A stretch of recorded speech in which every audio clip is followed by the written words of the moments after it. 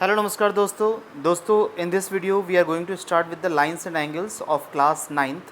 आई know अभी HTML का video series चल रहा था, but actually I have got a request from the ninth class students also that आप लाइंस एंड एंगल्स का वीडियो आप बनाइए, तो here we have.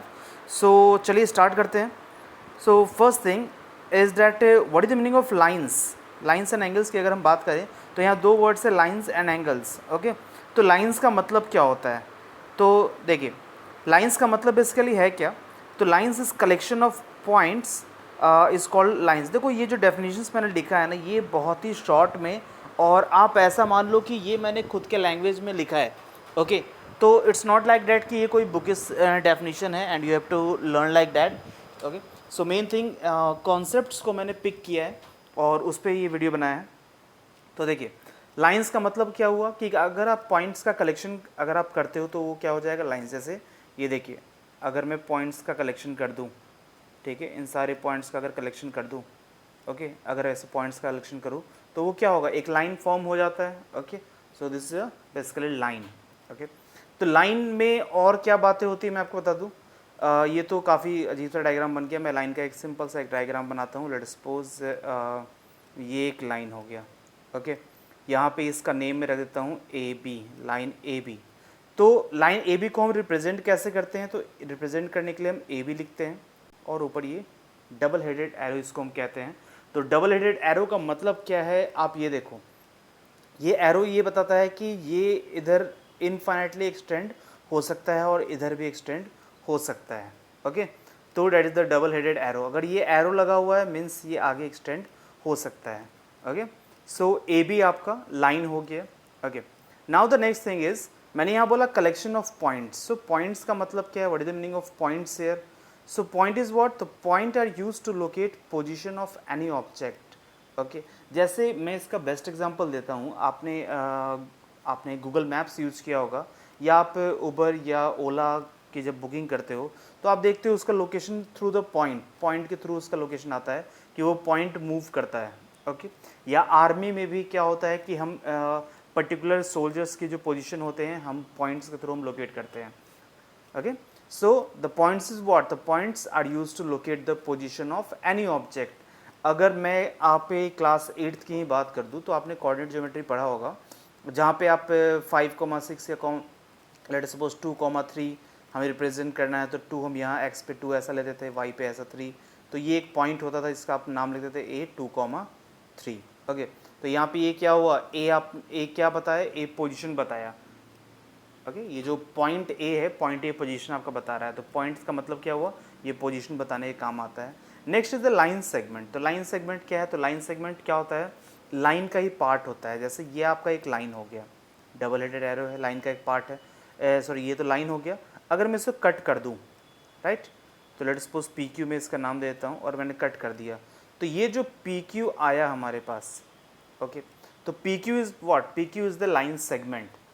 And line segment में होता क्या है, यहाँ पे एरो नहीं लगा रहता है। जैसे यहाँ पे एंड्स पे एरो लगे हुए ने, लाइन में एरो लगे रहते हैं, इसमें एरो नहीं रहेगा। इट मीन्स डैट कि लाइन सेगमेंट का जो लेंथ होता है वो फिक्स होता है। रिप्रेजेंट कैसे करेंगे? सिंपल, पी क्यू ये हो गया। और आपने देखा होगा जब भी आपके पास क्वेश्चन आएगा ना, तो we have a line of 3 line segment of 3 centimetre. Okay, line आपका 3 सेंटीमीटर का नहीं होगा, लाइन तो आपका इन्फिनिटली एक्सटेंड होता है। तो बेसिकली आपका लाइन सेगमेंट जो होता है ना, वो फिक्स्ड लेंथ का होता है। तो मैं ये भी कह सकता हूँ कि yes, line segment is part of line and have fixed length. ये आप ऐड कर सकते हो डेफिनेशन में साथ में। नेक्स्ट इज द रे क्या होता है? तो having fixed starting point but having no end point. देखिए, ये सारे कॉन्सेप्ट्स मैं जो आपको बता रहा हूँ, ये क्वेश्चंस करने में बहुत ही ज़्यादा काम आने वाले हैं। तो आप अगर आप क्वेश्चंस अटेम्प्ट करना चाह रहे हो, आप समझना चाह रहे हो क्वेश्चंस को, अगर आप चाहते हो कि आसानी से क्वेश्चन आप कर पाओ, तो ये सारे एक एक कॉन्सेप्ट समझना बहुत ज़रूरी है। तो रे क्या है आपके पास? तो रे आपके पास ये होता है। तो इसमें आपको दिख रहा होगा कि अगर मैं पॉइंट्स का नेम दे दूँ, लेट सपोज ये P हो गया, ये Q हो गया, तो पॉइंट P पे कोई एरो नहीं लगा हुआ है। इट मीन्स डैट कि ये एक्सटेंड नहीं होगा, ये पीछे की तरफ ऐसे आप एक्सटेंड नहीं कर सकते हो। लेकिन Q पे तो एरो लगा हुआ है, मतलब ये आगे की तरफ एक्सटेंड हो सकता है। तो यही एरो होता है, यही रे होता है।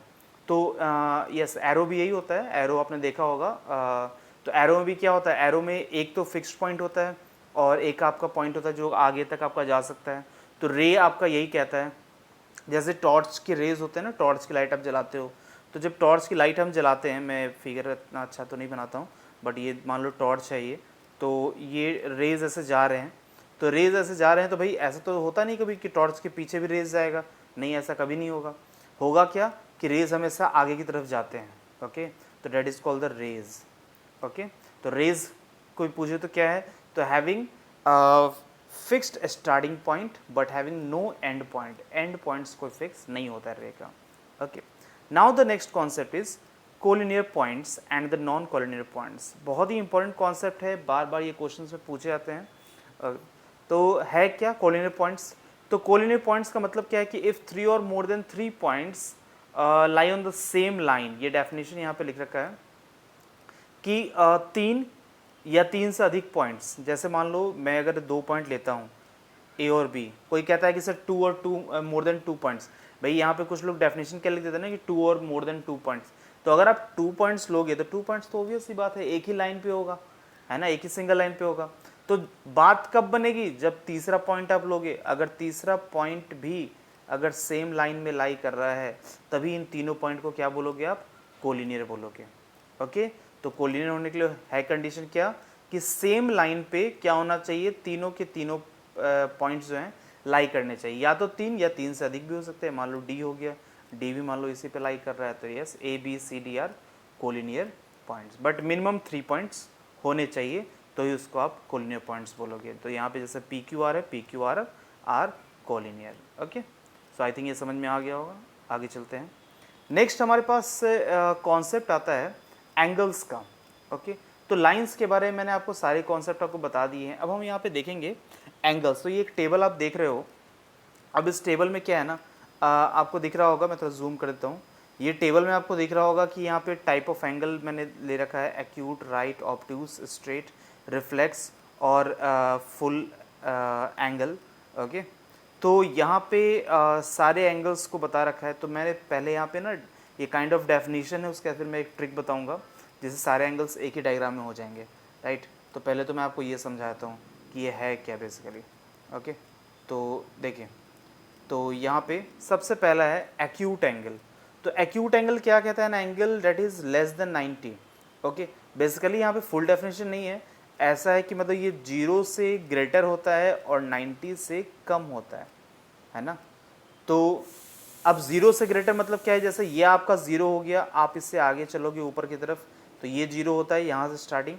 और देखो एंगल आप जब भी मेज़र करोगे ना तो ये एंटी क्लॉकवाइज में होता है। एंटी क्लॉकवाइज क्या होता है, मीन्स जो घड़ी की सुई जो है घूमती है वो कैसे घूमती है, ऐसे घूमती है इधर, ठीक है, इसके अपोजिट डायरेक्शन में, एंटी क्लॉकवाइज। ओके, तो एंगल जब भी बनेगा वो एंटी क्लॉकवाइज डायरेक्शन में बनेगा। तो ये आपके पास एक्यूट एंगल क्या हुआ, 0 से ग्रेटर और लेस देन 90। तो ये सारे एंगल्स क्या होंगे, एक्यूट एंगल। जैसे 45 डिग्री क्या है, एक्यूट है, 60 क्या है, एक्यूट है, 89 डिग्री भी एक्यूट है क्योंकि 90 से जस्ट कम है। ओके, तो 1 डिग्री क्या है, 1 डिग्री भी एक्यूट है। लेकिन जैसे ही 90 आ गया तो 90 को आप एक्यूट नहीं बोल सकते हो, या 0 डिग्री को भी आप एक्यूट नहीं कह सकते हो। ओके, ये सारे एक्यूट एंगल्स नहीं होंगे। अब देखिए नेक्स्ट हम बात करते हैं राइट एंगल की। तो राइट एंगल क्या होता है, तो an angle that is exactly 90 degree, तो जो एग्जैक्टली 90 डिग्री हो ना उसको हम बोलते हैं राइट एंगल। जैसे हमने भाई मूव ऑन किया यहाँ 0 से फिर 90 पे गए तो हमारा 90 डिग्री हो गया। ओके, तो मैंने पहले इसको शॉर्ट ट्रिक ही आपको बताया था है ना, कि उसके बाद ये ज़्यादा ये रटने वाला चीज़ रहेगा नहीं। मैं आपको बिल्कुल एक बहुत ही अच्छी तरह से एक ना एक डायग्राम बनाता हूँ जिसमें सब कुछ क्लियर हो जाएगा। तो ये जैसे मान लो ये आपका एक रे है, ठीक है, और एक अनदर रे यहाँ पे मैं लाई करता हूँ, यहाँ पे फॉल करता हूँ एक और अदर रे। तो अगर दोनों अभी सेम ही पॉइंट पे हैं, स्टार्टिंग पे ही हैं, है ना, जो ब्लैक है ना, ब्लैक को मैंने फिक्स कर दिया है और रेड मूवेबल है, तो अभी दोनों एक ही मतलब ओवरलैप कर रहे हैं दोनों एक दूसरे को। ये पॉइंट ओ हो गया, यहाँ से मूव ऑन करना स्टार्ट करेगा। मूव किस डायरेक्शन में करेंगे हम, एंटी क्लॉकवाइज डायरेक्शन में। तो अभी तो दोनों सेम पॉइंट पे, तो ये 0 डिग्री एंगल बनेगा। अभी कितना बन रहा है 0 डिग्री। अब ये मूव करना स्टार्ट किया, तो जैसे ही 0 से ज़्यादा होना स्टार्ट किया ना, तो 0 से ज़्यादा हुआ, लेकिन अब देखो ये 90 होता है बिल्कुल, ठीक है। तो 0 से ज़्यादा बट 90 से कम, तो इसको आप क्या बोलोगे, एक्यूट बोलते हो, राइट।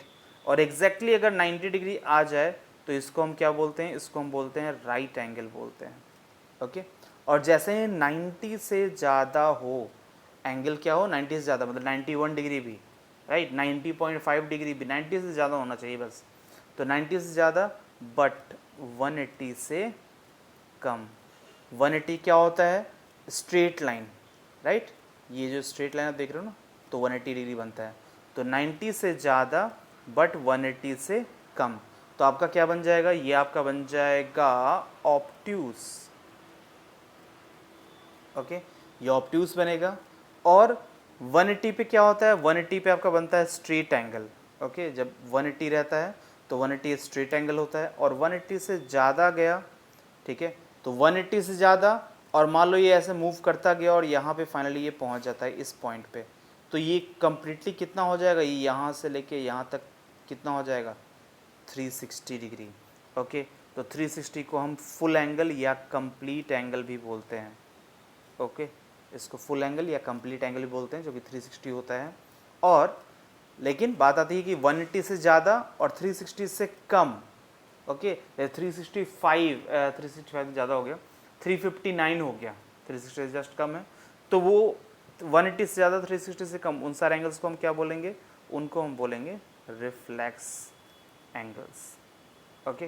तो आई थिंक एंगल्स का कॉन्सेप्ट क्लियर है। ये सारे डेफिनेशंस मैंने यहाँ पे बता रखे हैं, जो मैंने बोला है, जो मैंने समझाया है, बस वही है यहाँ पे गिवन, तो आप इसे नोट भी कर सकते हो वीडियो को पॉज करके। आगे चलते हैं, नेक्स्ट हमारे पास है एंगल्स के कुछ और टाइप्स है हमारे पास, कुछ और टाइप्स कह लो, मतलब बहुत ही ज़्यादा इंपॉर्टेंट है ये एक्चुअली। जब हम क्वेश्चन सॉल्व करेंगे तो वहाँ पे काफ़ी ज़्यादा यूज़ आएगा ये। तो सबसे पहला है एडजेसेंट एंगल। तो एडजेसेंट एंगल क्या होता है, एडजेसेंट, एडजेसेंट एक जैसा, मतलब ये एडजेसेंट मतलब ऐड है ना, यहाँ पे वर्ड ऐड, इस ऐड वर्ड को पकड़ लो आप, है ना, कि एडजेसेंट में क्या होगा, दो एंगल जुड़े हुए होंगे। तो जब भी दो एंगल जुड़े हुए रहते हैं तो एक कॉमन उसमें साइड होगा, देखो, है ना। तो जैसे देखो, ये मान लो एंगल में मान लेता हूँ 1, इस एंगल को मान लेता हूँ 2, राइट। ये एंगल 1, ये एंगल 2, और इन दोनों एंगल के बीच का ये जो साइड है देखो कॉमन है। कॉमन कहने का मतलब क्या है, अगर आप देखो इस एंगल का नेम रखोगे CBD, नेमिंग कैसे करते हैं एंगल का ये भी समझ लो। नेमिंग के समय क्या होता है कि जिस एंगल का आप नेम ले रहे हो ना, वो आपका बीच में आएगा। देखो जैसे एंगल अगर मैं CBD की बात करूं, तो CBD क्या हुआ, C यहाँ से स्टार्ट हुआ, CB, और यहाँ D हो गया, राइट, CBD, ओके। तो ये एंगल हो गया, ओके। कोई कहता है CBA, तो C से स्टार्ट किया, CBA, तो ये पूरा एंगल हो गया, ओके, CBA।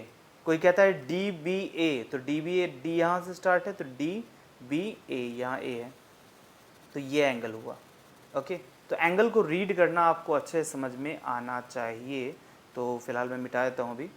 तो अब देखिए, तो यहाँ पे देखा है तो दो एंगल है हमारे पास, एंगल CBD और एंगल BDA, या सॉरी DBA, ये बीच का एंगल लेना, DBA। देखो मैंने दोनों में B जो है ना बीच में रखा है, क्यों, क्योंकि CBD ये एंगल हुआ, DBA ये एंगल हुआ, राइट। तो CBD DBA, तो ये दो एंगल हो गया। अब देखा जाए तो इसमें ये जो DB साइड है ना, ये DB साइड दोनों में आ रहा है, यहाँ भी चेक कर सकते हो आप, DB BD ये दोनों में आ रहा है, राइट। तो इस तरह के एंगल्स को ना हम क्या बोलते हैं, एडजेसेंट एंगल बोलते हैं। Means two angles having one common side called adjacent angle and one common vertex also, right.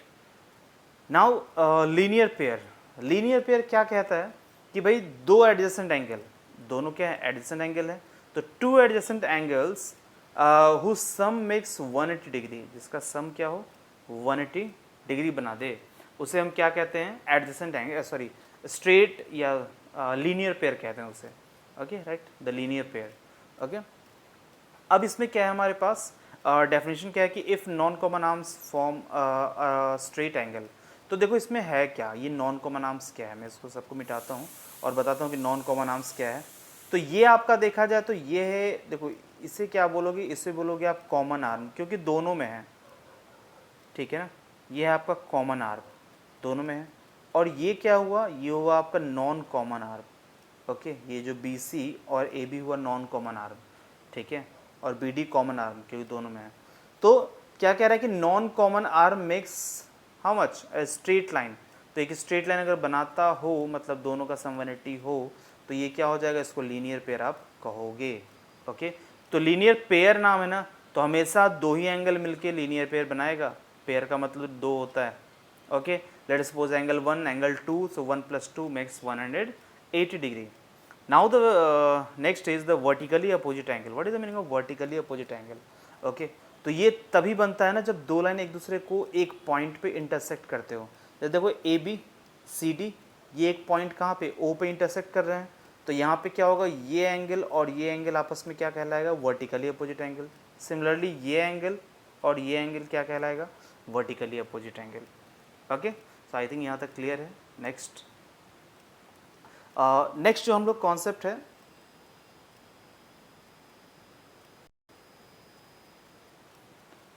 तो ये हमारे पास एंगल्स के कॉन्सेप्ट हो गए। मैंने आपको आज के वीडियो में एंगल्स साइड और बेसिक लाइंस एंड एंगल्स का जो भी कॉन्सेप्ट था वो मैंने बता दिया है। अगले वीडियो में हम लोग कुछ एग्जांपल्स करेंगे and will move to our first exercise, okay. Thanks for watching.